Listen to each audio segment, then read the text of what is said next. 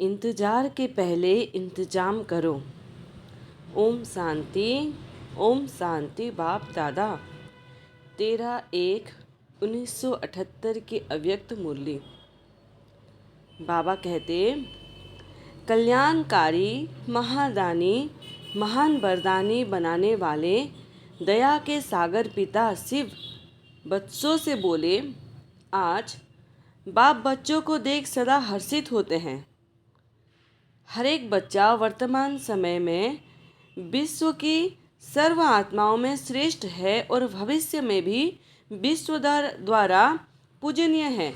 ऐसे सर्वश्रेष्ठ गायन और पूजन योग्य योगी तो आत्माएं, ज्ञानी तो आत्माएं, दिव्य गुणधारी, सदा विश्व के सेवाधारी, बाप दादा के सदा स्नेह और सहयोग में रहने वाले ऐसे बच्चों को देख बाप को कितनी खुशी होती है। नंबरवार होते हुए भी लास्ट नंबर का मनका भी विश्व के आगे महान है। ऐसे अपनी महानता को, अपनी महिमा को जानते हुए चलते रहते हो या चलते चलते अपने को साधारण समझ लेते हो। अलौकिक बाप द्वारा प्राप्त हुई अलौकिक जीवन, अलौकिक कर्म साधारण नहीं है। लास्ट नंबर के मनके को भी आज अंत तक भक्त आत्माएं आंखों पर रखती है, क्योंकि लास्ट नंबर भी बाप दादा के नैनों के तारे हैं, नूरे रतन हैं।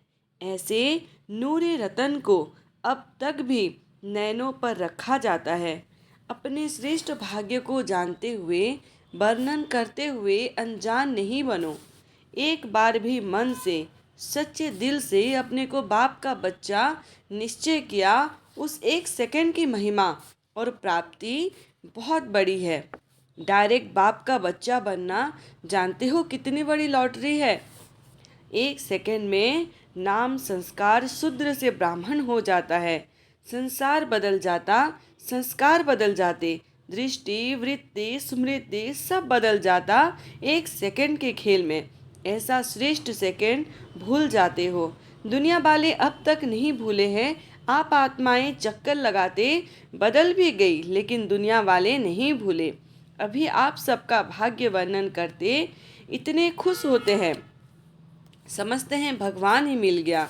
जब दुनिया वाले नहीं भूले हैं, आप स्वयं अनुभवी मूर्त तो सर्व प्राप्ति करने वाली आत्माएं हो, फिर भूल क्यों जाते हो? भूलना चाहिए नहीं, लेकिन भूल जाते हो। इस नए वर्ष में बाप दादा को कौन सी नवीनता दिखाएंगे? जो समय दिया हुआ था उस प्रमाण तो सर्व संपूर्ण ही दिखाई देते।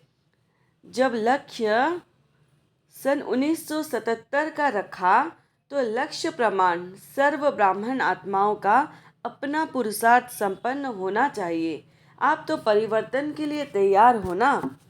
अब का जो समय मिला है वह ब्राह्मणों के स्वयं पुरुषार्थ के लिए नहीं है, लेकिन संकल्प हर बोल द्वारा दाता के बच्चे विश्व की आत्माओं के प्रति प्राप्त हुए खजानों को देने अर्थ है।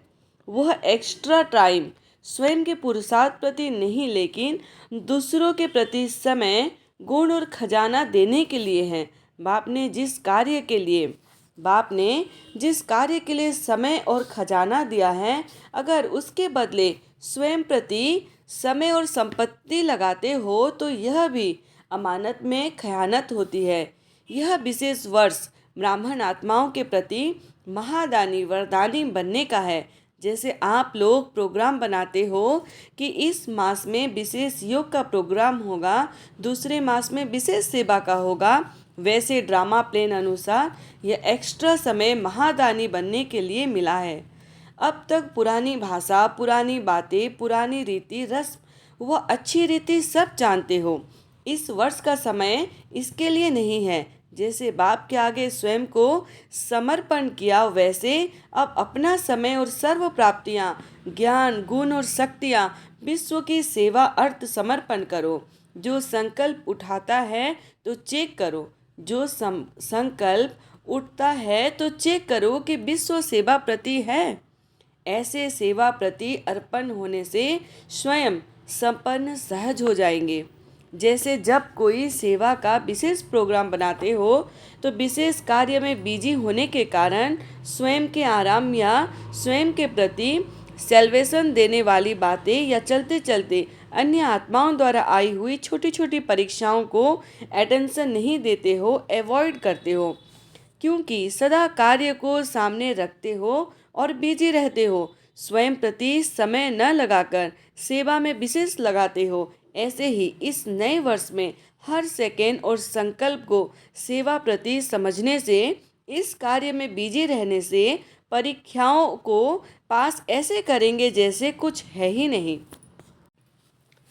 बाबा कहते, सदैव भक्त आत्माओं, विकारी आत्माओं और प्यासी आत्माओं के सामने अपने को साक्षात बाप और साक्षात्कार मूर्त समझकर चलो। तीनों ही लाइन लंबी है, इस क्यू को समाप्त करने में लग जाओ। प्यासी आत्माओं की प्यास बुझाओ, भिखारियों को दान दो, भक्तों को भक्ति का फल बाप के मिलने का मार्ग बताओ।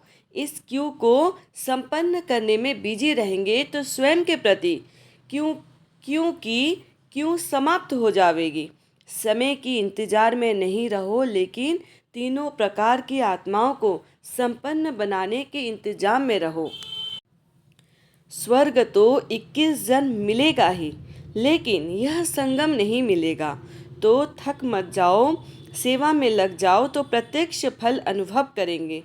भविष्य फल तो आपका निश्चित है ही, लेकिन प्रत्यक्ष फल का अनुभव सुख सारे कल्प में नहीं मिलेगा। इसीलिए भक्तों की पुकार सुनो, रहम दिल बनो, महादानी बन, महान पुण्य आत्मा का पाठ बजाओ।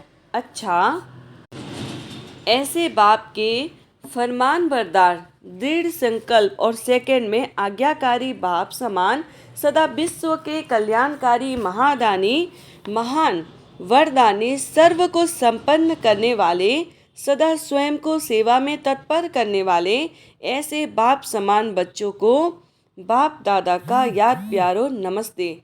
हम सब रूहानी बच्चों की रूहानी बाप दादा को याद प्यार गुड मॉर्निंग, नमस्ते नमस्ते नमस्ते बाबा, शुक्रिया बाबा, शुक्रिया। यह मुरली से की गई कुछ विशेष बातें। पहला नंबर, जो जितना हल्का होता उतना अथक होता। किसी भी प्रकार का बोझ थकाता है, किसी भी प्रकार का बोझ थकाता है। मधुबन विश्व के आगे स्टेज है। स्टेज पर जो एक्टर होता है उसका हर एक पर कितना अटेंशन रहता है। मधुबन में आना अर्थात कमाई की खान इकट्ठा करना। तपस्वी का तपस्या सिर्फ बैठने के समय नहीं, तपस्या अर्थात लगन, चलते फिरते भोजन करते भी लगन। नॉलेज की शक्ति के आधार पर परिस्थिति जो पहाड़ के मुआफिक है वह भी राई अनुभव होगी, अर्थात कुछ नहीं, क्योंकि नथिंग न्यू। ओम शांति, ओम शांति बाप दादा।